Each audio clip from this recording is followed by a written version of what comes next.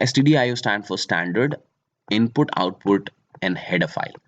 This is a standard input output header file. It is used to use two functions. The basically two functions. There are many more, but we'll be concerned with the basic two: the printf function and the scanf function. The printf functions prints whatever is given within the double quotes over to the screen, and scanf functions takes input from the screen. So this is the basic program of printing a hello world statement, and I hope all these things what I've told you is clear. We'll just test it over this IDEON compiler. As you can see, it has already written in includes studio.h. As I've told you, see here it's using a bracket over here, but we won't be using this.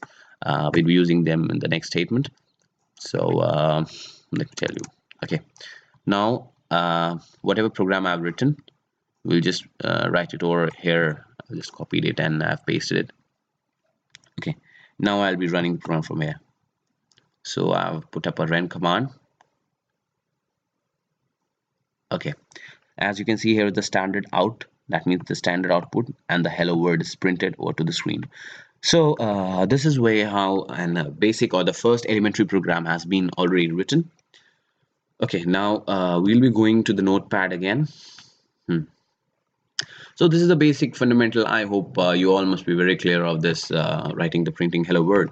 Now I'll be telling you how to take input from the screen. Input from the user.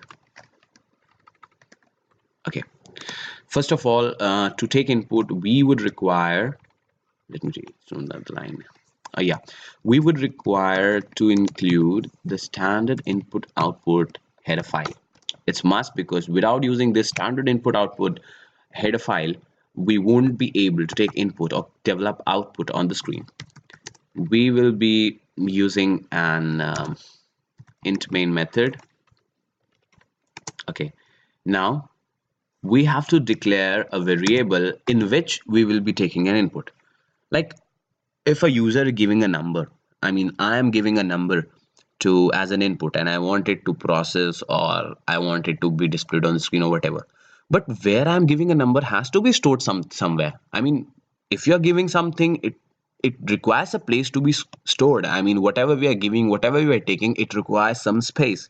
So here int a, I mean an integer type variable a, this statement declares a variable. I mean in the memory it would be let me tell you, it would be something like an a, not exactly like this. I mean I cannot draw a graphical representation of that, but okay, let me tell you.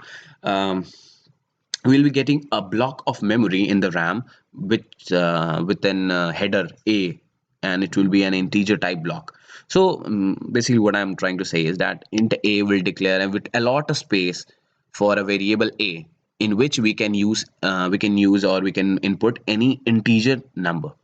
So after we have declared an integer number, what we'll be doing is scanf. Scanf means scanning formatted function.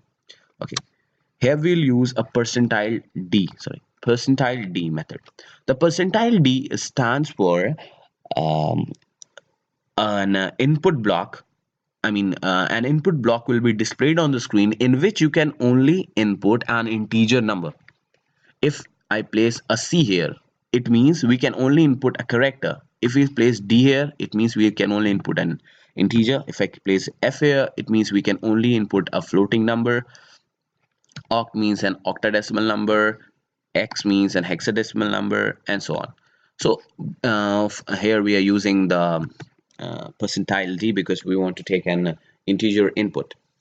Now where this integer will be the integer input, what we're taking, what we have written in the double quotes, whatever is written in the double quotes is displayed on the screen, as I've already told you. So the percentage d will give a space on the screen to input the integer value what we want to input. Okay, now this percentage d must be stored somewhere. So where it will be stored, we'll be using an ampersand a.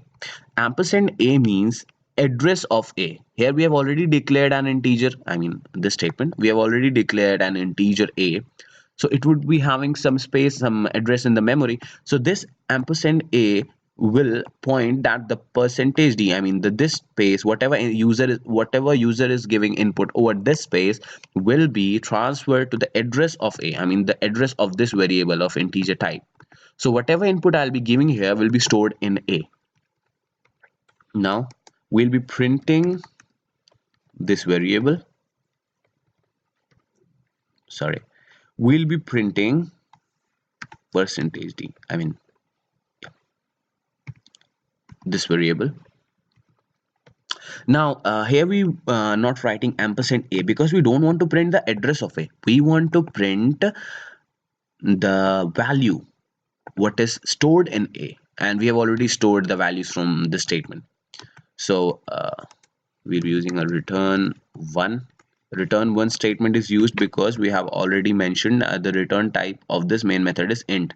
So we'll be using this return one statement. You can consider it as an essential syntax.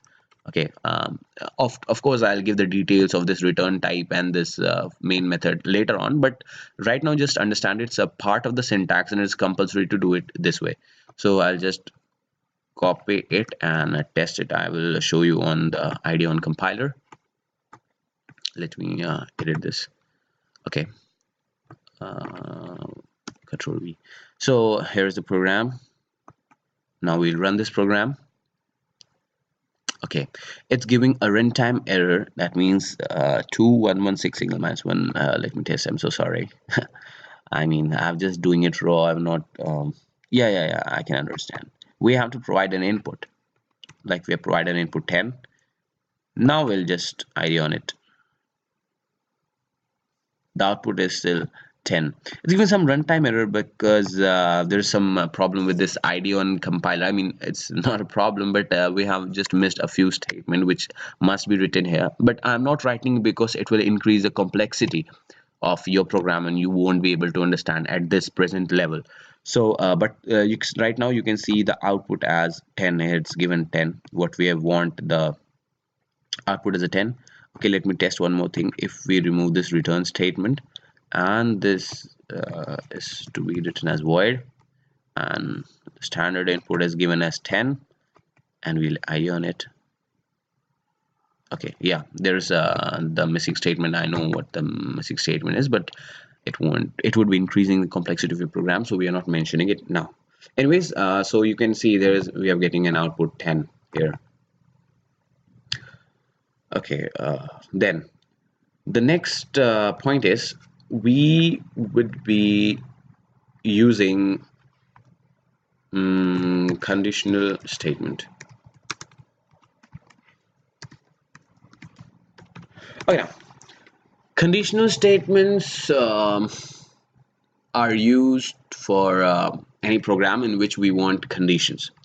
Like sometimes if a user gives a negative input and you say that no, we cannot have negative input, we only want an output. Like if you want to write a program, input the number of students and output the number of benches required for students, and we will consider that one bench can accommodate 2 students. And if a user give input as minus 10, that never means that there can be minus 10 students minus 10 number of students in a class. That's an obvious fact. So here we'll be requiring conditions like if the user is giving an input which is less than 0, so we won't be